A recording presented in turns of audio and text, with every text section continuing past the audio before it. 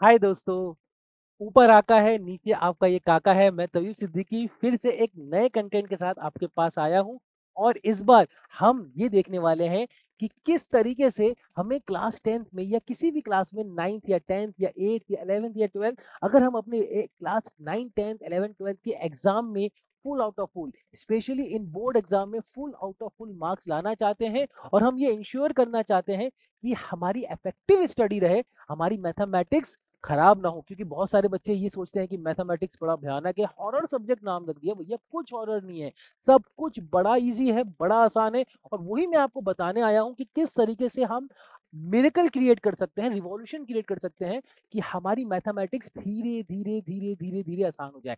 याद रखिए, मैथमेटिक्स एक टूल है और टूल बच्चे खुद ब खुद चलाना सीख जाते हैं अगर उनको ट्रेनिंग प्रॉपर दी जाए।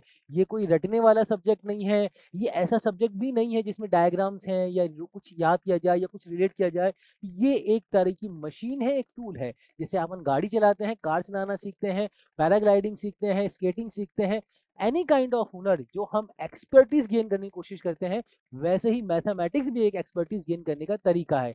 तो इसको सीखने के लिए इसकी जो की है, जो इसकी कुंजी है, जो इसकी कुना है कि आप उसको इफेक्टिवली सीख पाए, बस वो एक चीज है कि टाइम बिताना है। आपने हमेशा सुना होगा, आपके पेरेंट्स भी यही बात कहते रहते हैं, आपके गुरुजन भी यही बात करते रहते हैं, और हर कोई जो भी मैथ्स के लिए आपको गाइड कर रहा होगा वो एक ही बात रिपीट कर रहा होगा, बच्चा प्रैक्टिस करनी होती है, प्रैक्टिस करनी होती है। और बच्चे को ये नहीं समझ में आ रहा होता है कि भैया सर प्रैक्टिस या पापा या मम्मी प्रैक्टिस कैसे करनी होती है।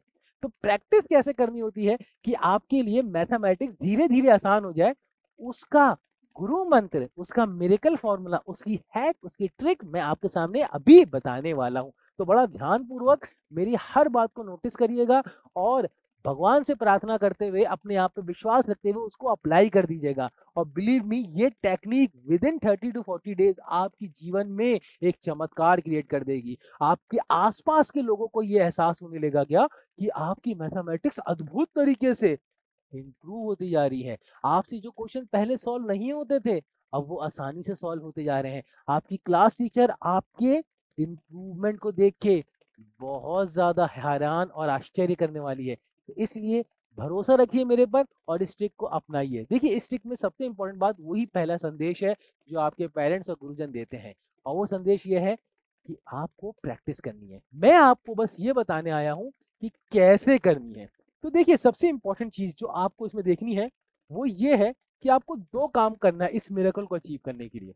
दो काम में से पहला काम है कि आपको नोट्स तैयार करने हैं। आपने सुना होगा, सर ये कौन सी नई बात बता दी, हमें तो पहले से पता है कि हमें नोट्स तैयार करने हैं। नहीं नहीं नहीं, मैं आपको एक ऐसी बात बताने जा रहा हूं जो अभी तक आपने नहीं सुनी होगी। और दूसरी काम है, आपको एक रफ कॉपी बनानी होगी, यानी एक नोट्स कॉपी बनानी होगी और एक रफ कॉपी बनानी होगी। तो भैया इसमें कौन सी निराली बात है, ये सारे टीचर्स बोलते हैं, ये सारे पेरेंट्स बोलते हैं। मैंने फिर से बताया ना, पेरेंट्स और टीचर्स तो ये भी बोलते हैं कि प्रैक्टिस करो, पर कैसे करो ये बता रहा हूँ मैं। और नोटबुक बनाओ या रफ कॉपी बनाओ, कैसे बनाओ ये बता रहा हूँ। देखिए, नोट्स आपकी इस तरीके से होनी चाहिए, या टारगेट ये होना चाहिए कि इस नोट कॉपी के अलावा आपको कहीं देखने की आवश्यकता ना हो। यानी ये ऑल सोर्स हो, ऑल सोर्स, ऑल सोर्स हो आपका। यानी अगर आप जब भी पढ़ने बैठो, आप कोई कंटेंट को समझने बैठो, आपको कंटेंट को रिवाइज करने बैठो, ना आपको कोई बुक खोलने की जरूरत है, ना आपको कोई क्वेश्चन अदर कहीं सोर्स से देखने की जरूरत है, ना कोई लेक्चर को देखने की जरूरत है, ना किसी के पास जाके समझने की जरूरत है। यही आपकी सब कुछ सर्वज्ञाता कॉपी होने वाली है। इसलिए इस कॉपी के आगे मैंने लिखा है महंगी।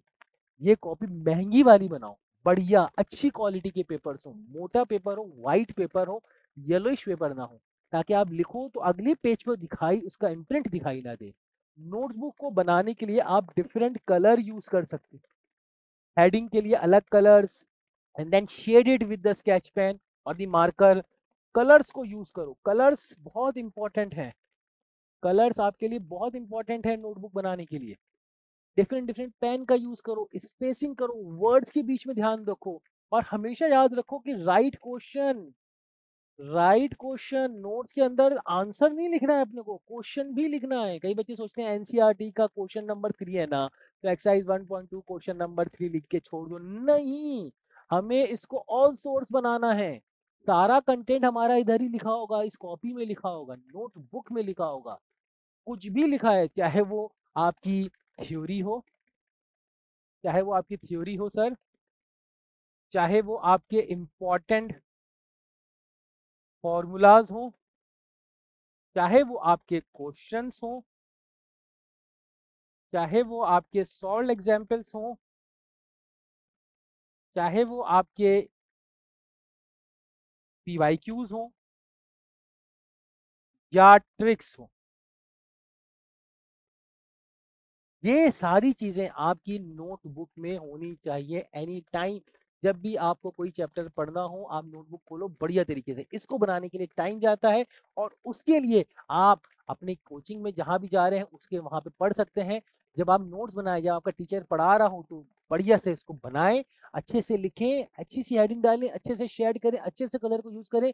जब भी नोटबुक खोले तो आपको उसी को पढ़ने का मन करे, किसी और बुक को देखने की आवश्यकता नहीं हो। इसके लिए आप हमारी वीडियोस को भी देख के नोट्स बना सकते हैं। जब हम डिटेल वीडियो बनाते हैं किसी चैप्टर को पढ़ने के लिए, तो हर वीडियो के स्टार्टिंग में मैं आपको समझाता भी हूँ कि कैसे आपको नोट्स बनाने हैं। आप चाहें तो यहाँ ऑफलाइन में आके भी पढ़ सकते हैं और ऑनलाइन के अंदर भी थ्रू हमारे वीडियोस को देखते हुए अपने नोट्स को बना सकते हैं, क्योंकि वहां पे मैं आपको बताता हूँ इन डिटेल।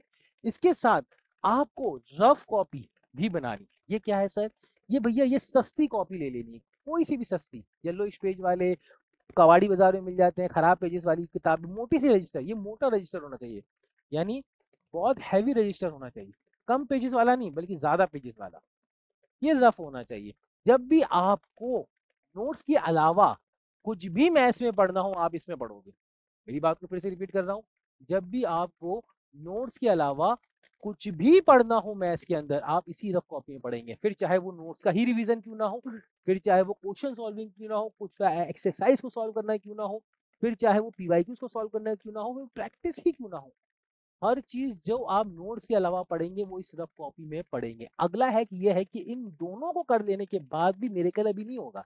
मेरेकल जब होगा जब आप डेली बेसिस पे, जब आप डेली बेसिस पे ये काम करेंगे। 40 minute self homework, 40 minute self homework का मतलब हो गया कि आपको डेली बेसिस पे, डेली डेली, एक चाहे प्रलय आ रहा हो, बिल्डिंगें गिर रही हो, तूफान आ गया है, समुद्र का पानी पूरे शहर में भर गया है, सब कुछ थोड़ी देर बाद सेटल हो जाएगा। जैसे ही सेटल होता है आप किसी कोने में जाइए, 40 मिनट्स के लिए अपनी रफ कॉपी निकालिए ना, स्टार्ट। आपको मजाक लग रहा है? नहीं भैया, ये सीरियस बात कह रहा हूँ, इंटेंसिटी को समझाने की कोशिश कर रहा हूँ कि ये 40 मिनट्स कितने ज्यादा इंपॉर्टेंट है मैथ्स को मिरेकलसली इंप्रूव करने के लिए। तो इसलिए आपको 40 मिनट्स डेली मैथ्स के अंदर बिताना है और वो काम आपको रफ में करना है। ये इसका नाम मैंने दिया है सेल्फ होमवर्क। सेल्फ होमवर्क, आपका टीचर होमवर्क नहीं दे रहा है, आपका कोई कोचिंग मास्टर आपको होमवर्क नहीं दे रहा है, आपके पेरेंट्स आपको नहीं बोल रहे हैं, आपने खुद डिसाइड किया है कि मुझे 40 मिनट्स होमवर्क करने हैं। अब सवाल पैदा होता है कि सर वो 40 मिनट्स करेंगे क्या? तो भैया 40 मिनट्स जो आपको करना है वो ये 3 काम है। यानी आपको 40 मिनट्स आपको डेली रफ कॉपी में इन्वेस्ट करना है और वो 3 काम ये हैं कि आपको सबसे पहले तो जो नोट्स बनाए हैं इसी को रिवाइज करना है, ये वाली कॉपी। लेकिन भैया ऐसे रीड करते हुए नहीं रिवाइज करना है, this is not the way of learning mathematics. ऐसे कॉपी खोली, नोट्स खोला, कितने अच्छे लग रहे हैं, मैंने कलर फुल किया, सर ने बोला था अच्छे से बनाना, मैंने अच्छे से बनाया, मजा आ गया, 10 मिनट खराब कर दिए, कुछ नहीं गेन किया। नोट्स खोले, पेज पलटा, रफ कॉपी निकाली, जो उसमें लिखा है उसमें लिखते गए लिखते गए लिखते गए और आप सीखते गए सीखते गए सीखते गए। तो इसलिए मेक श्योर कि आपको रिवाइज करना है, लेकिन रिवाइज नोट्स को करना है, लेकिन लिख के करना है, उसको रफ कॉपी में करना है। इसको आप 40 मिनट्स के अंदर भी डाल सकते हो। कभी आप रिवाइज कर रहे हो या कभी आप प्रैक्टिस कर रहे हो, 2-3 दिन हो गए कुछ नया पढ़ाया नहीं सर ने, क्वेश्चन सॉल्व करते हैं, एनसीईआरटी उठाते हैं, आरडी शर्मा उठाते हैं। आरडी शर्मा, आरडी शर्मा को कैसे रीड करना है, कैसे समझना है, वो भी इसके लिए एक वीडियो है। एनसीईआरटी को कैसे रीड करना है, कैसे समझना है, वो भी उसके लिए एक वीडियो है। तो भैया सारे वीडियोस को धीरे धीरे करके आप देखते जाइए और सीखते जाइए, सीखते जाइए और सीखते जाइए।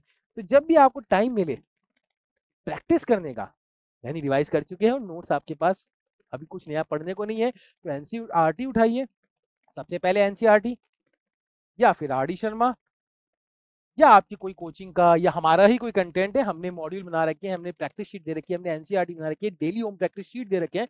आप हमारी नीट काका जी ऐप को डाउनलोड करके देखिए तो सही आपके लिए उसमें क्या-क्या नहीं मौजूद है।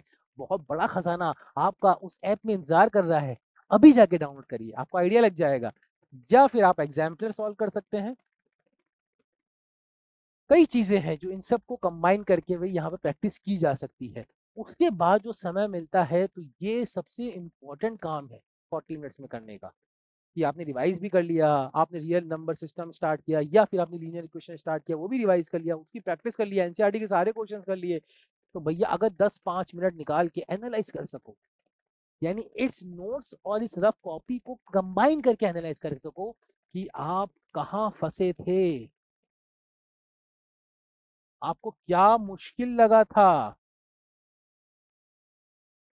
यानी डिफ़िकल्ट, आपको क्या चीज़ डिफ़िकल्ट लगी थी? कौन से फ़ॉर्मूले आपको याद नहीं आ रहे थे या कौन से फ़ॉर्मूले बहुत बड़े हैं? बस ये 4-5 मिनट, 10 मिनट निकाल के इस चीज़ को एक बार देख लो और उसको भी लिख लो। याद रखो मैं हमेशा एक बात कहता हूँ कि 2+2 क्या होता है? सब बच्चे बोलते हैं 4 होता है। मैं कहता हूँ आपको समझ में आ गया है क्या? सब बच्चे कहते हैं हाँ सर समझ में आ गया है क्या? तो मैं रिप्लाई करता हूँ कि आपको अभी भी समझ में नहीं आया है। आप बोलोगे स्ट्रेंज, नहीं सर 2+2 4 होता है, हमें क्लियर है। मैंने कहा मैथ्स यही तो धोखा देता है आपको। आपको बताता है, आपको समझाता है, सबकॉन्शियसली आपसे उगलवा लेता है कि हमें समझ में आ गया है। 2+2 4 होता है, ये सबको समझ में आ गया है, पर हमेशा याद रखो आप जब तक बिलीव ना करो जब तक आप उसको अपनी कॉपी में लिख ना लो। तो 2+2 4 होता है, समझ में आ गया है, एग्रीड। एक बार जाके 40 मिनट्स के टाइम में उसको लिख लो, 110% वो जिंदगी बढ़ जाएगी। क्योंकि 2+2 = 4 हमने अपनी जिंदगी में बहुत बार लिख लिया है, इसलिए हमें वो अब सबकॉन्शियसली भी समझ में आ गया है। तो लिखना बहुत इंपॉर्टेंट है। पेरेंट्स, गुरुजन और हमारे जितने भी बड़े हैं हमें जो बताते हैं कि practice practice practice is the key. तो कैसे करनी है वो प्रैक्टिस, वो राज मैंने आज आपके सामने खोल दिया है। इस राज को अपनाइए और मिरेकलसली अपनी मैथमेटिक्स को इम्प्रूव कर जाइए। अगर कोई डाउट बचता है या किसी तरह की कोई समस्या आती है तो दिए हुए नंबर पर हमें जरूर कांटेक्ट कर सकते हैं, कमेंट कर सकते हैं, इस वीडियो को शेयर करिए ताकि और लोगों की भी हेल्प हो जाए। तो फिर एक वीडियो के साथ मैं आपका दोस्त, आपका काका तबीब सिद्दीकी फिर आऊँगा और इस बार एक नए हैक, नए ट्रिक, नए मोटिवेशन के साथ, ताकि आपका वो जो गोल है, जो सपना है, जो आप देख रहे हो कि मेरे मैथ्स में 80 आउट ऑफ 80 आ जाए, उसको पूरा करने के लिए मैं ज़रूर आपको कुछ मंत्र ऐसे आने वाले वक़्तों में देता रहूँगा। हमारे चैनल को इसलिए सब्सक्राइब कर लीजिए और आगे शेयर भी कर दीजिए। Thank you, take care, bye.